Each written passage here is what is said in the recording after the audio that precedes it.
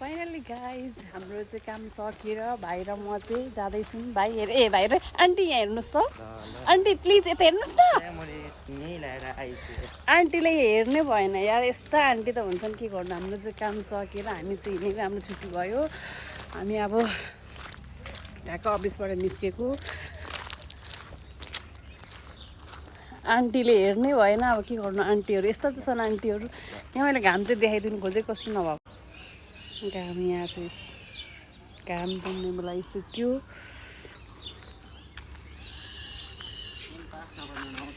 Aunty हामी हिँडेको अब, आन्टी र म चाहिँ हिँडेको अब। आन्टी यहाँ हेर्नुहोस् त, कस्तो हुँदैछ तपाईँहरूले आजको दिन। आजको दिन तपाईँ कस्तो भयो आन्टी?